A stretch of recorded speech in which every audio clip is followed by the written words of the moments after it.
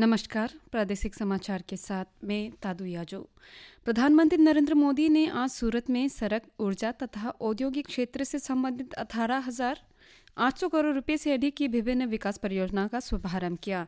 इस अवसर पर आयोजित जनसभा को संबोधित करते हुए श्री मोदी ने कहा कि ये परियोजनाएं विकास को गति देगी और लोगों के लिए ईज ऑफ लिविंग अर्थात जीवन को अधिक सुगम बनाएगी।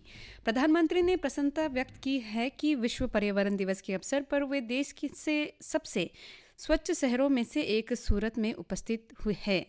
उन्होंने कहा कि दुनिया धीरे धीरे हरित भविष्य की ओर बढ़ रही है और भारत इस परिवर्तन में सक्रिय योगदान दे रहा है। अरुणाचल प्रदेश के राज्यपाल लेफ्टिनेंट जनरल केटी पटनायक ने आज विश्व पर्यावरण दिवस के अवसर पर ईटानगर स्थित लोक भवन में आयोजित पौधारोपण कार्यक्रम में भाग लिया।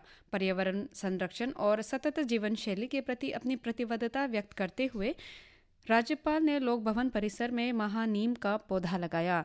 लोक भवन तथा वन विभाग के अधिकारियों से बातचीत के दौरान उन्होंने कहा कि प्रकृति की रक्षा सामूहिक जिम्मेदारी है और प्रत्येक नागरिक को राज्य के हरित आवरण को बढ़ाने में सक्रिय योगदान देना चाहिए। उन्होंने विशेष रूप से शहरी क्षेत्रों में व्यापक स्तर पर पौधारोपण अभियान चलाने की आवश्यकता पर बल दिया, जहां तीव्र विकास के कारण प्राकृतिक वनस्पतियों का नुकसान होता है। राज्यपाल ने सुझाव दिया कि काटे गए प्रत्येक पेड़ के बदले कम से कम 10 पौधे लगाए जाएं और उनका संरक्षण किया जाए ताकि पारिस्थितिक संतुलन बना रहे तथा भावी पीढ़ियों के लिए पर्यावरण सुरक्षित रह सके। उन्होंने लोगों से पौधारोपण को स्वच्छता और पर्यावरण जागरूकता अभियानों के साथ जोड़ने का भी आह्वान किया।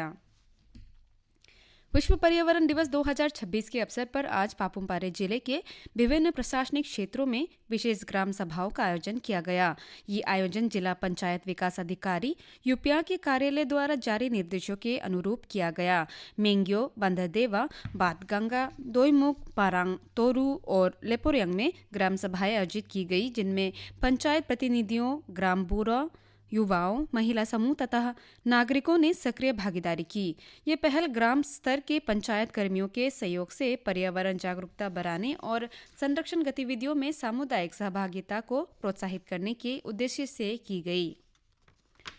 मतदाता सूची के चल रहे विशेष गहन पुनरीक्षण SIR को लेकर आज अपर सुबनसिरी के उप निर्वाचन अधिकारी कार्यालय में सभी मान्यता प्राप्त राजनीतिक दलों के प्रतिनिधियों के साथ बैठक आयोजित की गई।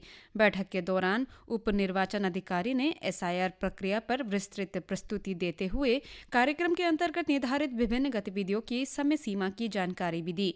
उन्होंने सटीक, पारदर्शी और समावेशी मतदाता सूची बनाए रखने के महत्व पर प्रकाश डाला तथा इस कार्य की सफलता सुनिश्चित करने में भी हितधारकों की भूमिका पर जोर दिया।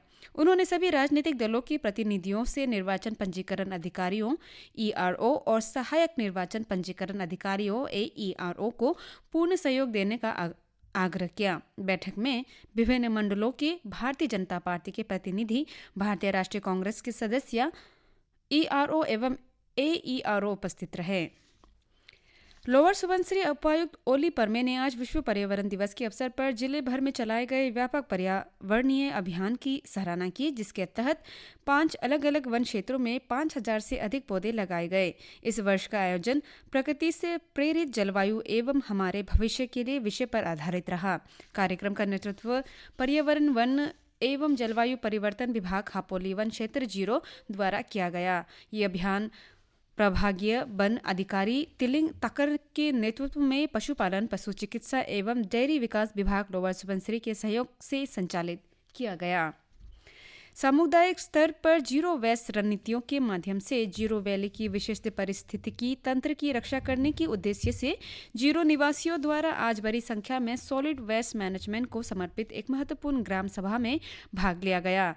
सभा को संबोधित करते हुए जिला योजना अधिकारी DPDO हागे तारुंग ने कहा कि जीरो को स्वच्छ रखना केवल सरकारी निर्देश नहीं बल्कि प्रत्येक परिवार की साझा व्यक्तिगत जिम्मेदारी और सामूहिक नागरिक कर्तव्य भी है। इस बैठक में स्थानीय नागरिकों, ग्राम नेताओं, प्रशासनिक अधिकारियों और तकनीकी विशेषज्ञों द्वारा भी भाग लिया गया। इसी के साथ ये समाचार बुलेटिन समाप्त हुआ। नमस्कार।